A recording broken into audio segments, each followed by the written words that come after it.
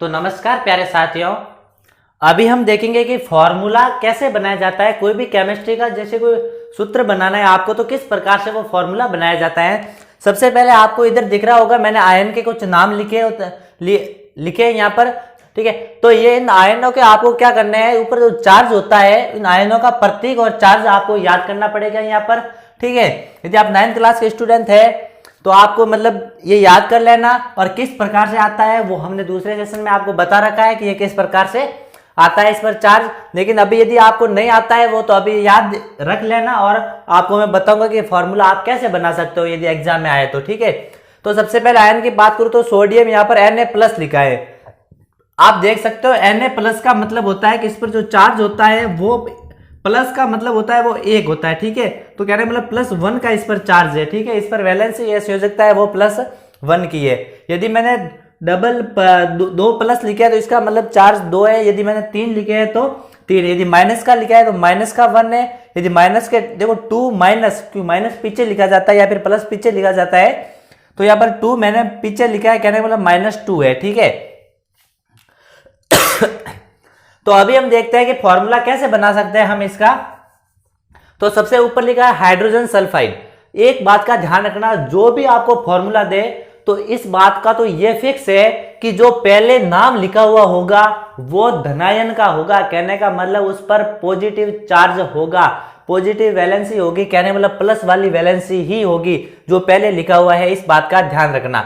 अब इसमें हाइड्रोजन लिखा हुआ है तो हाइड्रोजन पर या तो +1 होता है या फिर -1 भी हो सकता है, कहने का मतलब ज्यादातर इसमें +1 ही होता है, ठीक है। अब इसमें +1 इसलिए होगा क्योंकि ये सबसे आगे लिखा है, आगे का मतलब होता है फॉर्मूले के पहले लिखा है, इसलिए मैंने कहा जो भी नाम पहले लिखे हुए उन सब पर प्लस चार्ज ही होता है। अब इसमें हाइड्रोजन सल्फाइड है तो सबसे पहले तो आपको जो नाम दिया हुआ होता है वो नाम लिख देना आपको, और फिर इसके नीचे इसका प्रतीक लिख देना है। कहने का मतलब हाइड्रोजन का प्रतीक होता है H और सल्फाइड का प्रतीक होता है S-2, ठीक है। तो अब हम इसका फॉर्मूला, कहने का मतलब हम इसका फॉर्मूला निर्माण कैसे करेंगे, इस पर होता है +1। तो सबसे पहले तो इसके नीचे जो चार्ज होता है वो आपको लिखना है, कहने का मतलब इस पर +1 है तो ये 1 लिख दिया, और यहाँ पर फिर प्लस या माइनस लगाने की कोई जरूरत है नहीं। सल्फाइड के अंदर -2 है तो ये माइनस लगाने की जरूरत है नहीं। अब आपको क्रॉस मल्टीप्लाई करना है, कहने का मतलब होता है कि इस 2 का इस हाइड्रोजन के नीचे गुणा करना है और इस 1 का इस सल्फर के नीचे गुणा करना है। यदि हम गुणा करते हैं तो H2S, ठीक है। कहने का मतलब ये हो जाता है, यहां पर हम 1 लगाए, इसको कहने का मतलब इस प्रकार ही लिखा जाता है, 1 लगाने की कोई जरूरत नहीं होती है, ठीक है। तो अब हम दूसरा फॉर्मूला देखते हैं जिसके अंदर एल्यूमिनियम क्लोराइड है।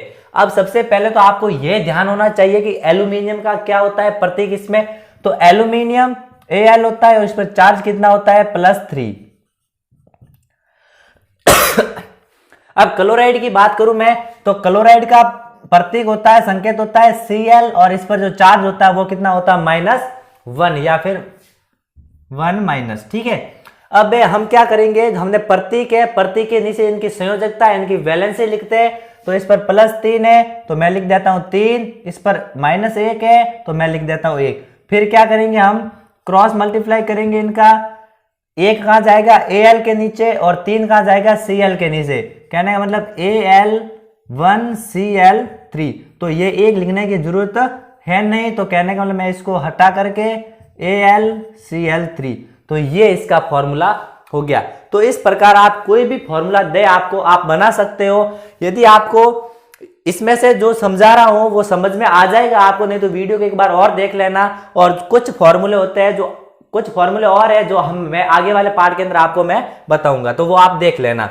अब यहां पर सोडियम नाइट्रेट है तो सबसे पहले तो आपको सोडियम का प्रतीक लिखना है Na, और इस पर चार्ज होता है +1।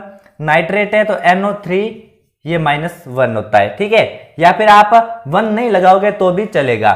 अब इसके नीचे प्लस आगे कोई संख्या नहीं है, इसका मतलब 1 चार्ज मानना है, माइनस के आगे कोई संख्या नहीं मतलब 1 मानना है। तो इसके नीचे 1, फिर क्या करेंगे, क्रॉस मल्टीप्लाई करेंगे, इस 1 को इस Na के नीचे, ठीक है। तो 1 लगाने की जरूरत है नहीं, और इस 1 को एक NO3 के नीचे। तो देखो NaNO3, ये इसका फॉर्मूला बन गया, सूत्र बन गया, ठीक है। अब हम इसकी बात करें तो कैल्शियम के लिए इसका प्रतीक होता है Ca+2, ठीक है। और इस हाइड्रोक्साइड का OH माइनस। ठीक है, ये आप देख सकते हो हाइड्रोक्साइड OH -1 है और इसमें कैल्शियम है तो देखो कैल्शियम है +2 है तो यहाँ पर +2। ठीक है, आप यहाँ पर पीछे लगाते रहना। ठीक है, अब यहाँ पर आपको इसके नीचे इसकी जो संयोजकता है वो लिखनी है +2 में है तो प्लस लिखने की जरूरत है नहीं, और इस पर लिखनी है -1 तो माइनस लिखने की जरूरत है नहीं। अब क्या करेंगे, क्रॉस मल्टीप्लाई करेंगे इसका। ठीक है, तो इस एक को इस Ca के नीचे गुणा कर दो, Ca अब 1 लिखने की जरूरत है नहीं। इस OH को इसके 2 के नीचे गुणा करेंगे। अब देखो, अब हम ये क्या है कि 2 है, कहने वाला 2 परमाणु, एक ऑक्सीजन परमाणु एक हाइड्रोजन परमाणु है।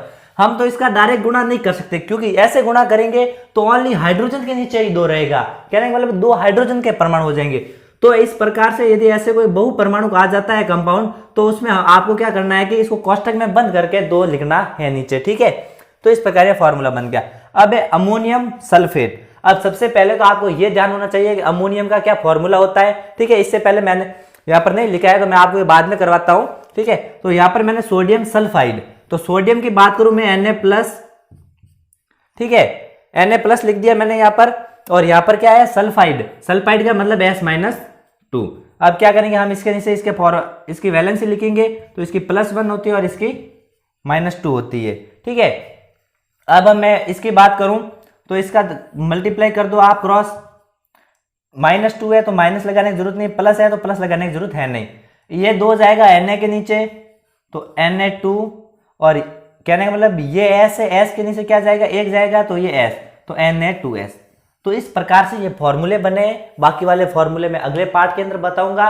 तब तक के लिए आपने यदि चैनल को सब्सक्राइब नहीं किया है तो सब्सक्राइब कर देना और लाइक जरूर करना यदि आपको समझ में आ जाता है तो, और समझ में नहीं आए, कहने वाला कम समझ में आए तो एक बार और वीडियो को देख लेना, आपको समझ में आ जाएगा।